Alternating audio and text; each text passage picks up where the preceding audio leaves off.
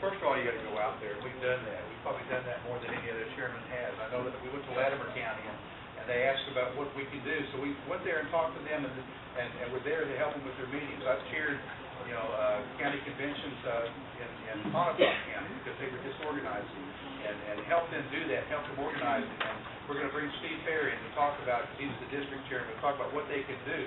But it's a matter of sitting down with people and making it happen. Let me go back and revisit the other question about that I realized on the recruiting candidates. I personally recruited Don Barrington, who's a senator. I personally recruited, Ron Justice, who's a senator.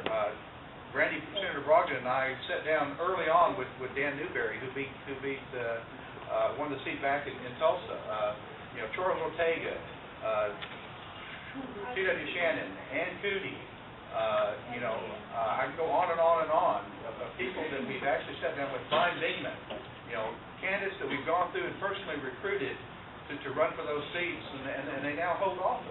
So we've done that all over. But the thing about counties is the fact that you've got to understand that every county is different, and every community is different. And one of the things we did is we started looking at political people. We start looking at things based on precincts. You know what? You need to look at things based on communities. We started running numbers based on the communities and how they vote and different things like that. We use those numbers to go recruit candidates. We knew that when we recruited Ron Justice that we needed somebody from Grady County, preferably Chickasha, that had strong ties to agriculture. Well, we found Ron Justice, who was the Ag Extension agent, who had just retired from Grady County. 33% district got 67% of the vote, and 4 years later they didn't even run a candidate against him. That's what you do, is go into the communities and start looking for people that have been leaders either within their church, with civic leaders or whatever, and finding those good people. Second district, I will tell you that we've got about 4 people right now that are talking very serious about running for the second district, and we're talking to every one of them. Each of you have 3 minutes to wrap it up.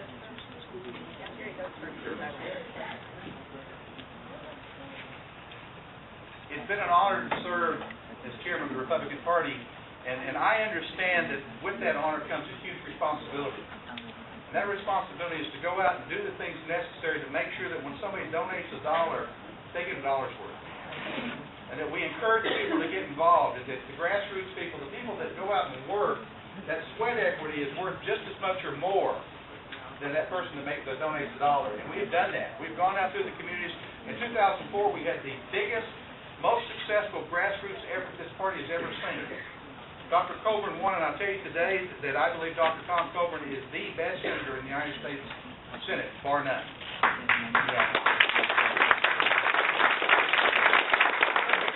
They may not have a congressman, but they've got the best senator. And we need to continue to work on trying to get you a congressman as well.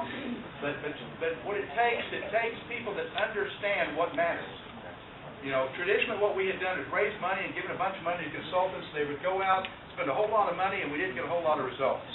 But what we've done now is we've got people back involved in the process. We had a fantastic volunteer program in 2004. Our overall program in 2008 was fantastic. If you ask me what I would do different, I'd take our volunteer program we had in 2004 and bring it in to the overall plan. The best in the nation. The best results in the nation in a very bad year. Folks, we've done a lot of things right. We've got a lot of good people working for this Republican Party, and we have earned the right to go through 2010, because I will tell you, 2010 is going to be tough. We can't take the chance of messing up or going to something we don't know. So let's continue what we're doing.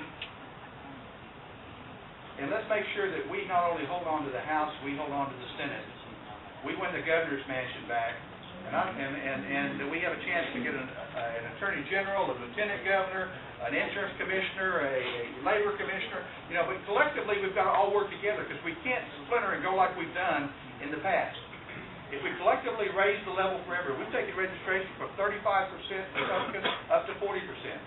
We've closed, it was a 20% gap, it's now 10. We want to continue to close that gap and get closer and closer. We've got a proven track record. I ask for your support, and I tell people, I believe in balance of power. Democrats controlled this state for the first 100 years. If we do what we need to, we'll control it for the next 100.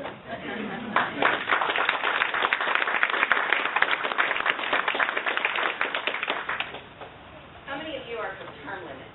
I am. We've seen how good what's happened at the State House and the State Senate because we've implemented term limits. Well, maybe it's time for term limits in the state party. Because you know what? We've heard the same things out of those who want to return again and again and again. I'll do better next time. I'll do more. Let me finish up what I'm doing.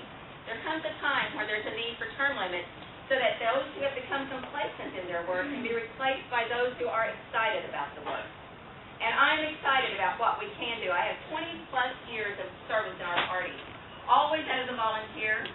I love what I do with the party. I love my party. It is my passion. It makes my blood go so excited. Somebody said one day, if you cut Cheryl's leg off, it would bleed elephant. I don't know what color it is, but it may be red, white, and blue. But I got to tell you, I want the very best for our party. And I think sometimes it's time for term limits. Somebody who has already served for 3 terms.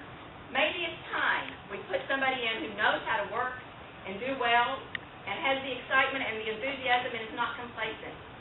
I have failed to mention the gentleman who is running with me for vice chair. His name is Don Smitherman.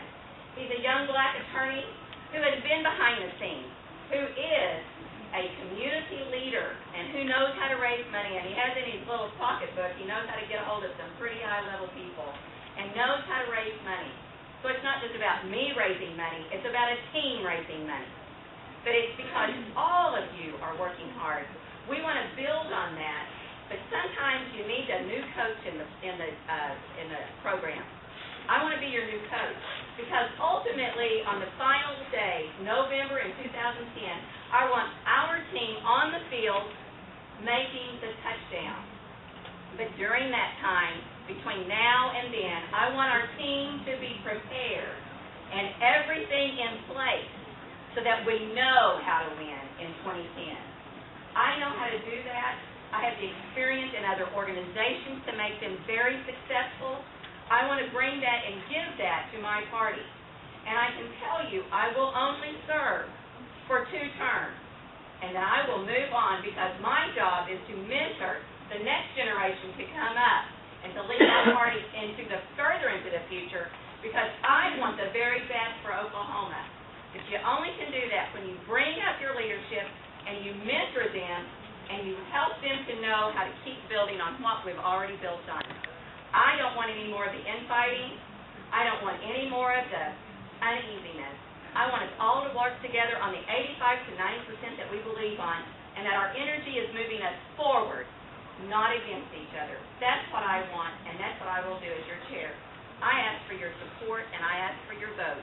Because together, every one of us are important, and together, every one of us will win in November of 2010. Thank you, Doctor.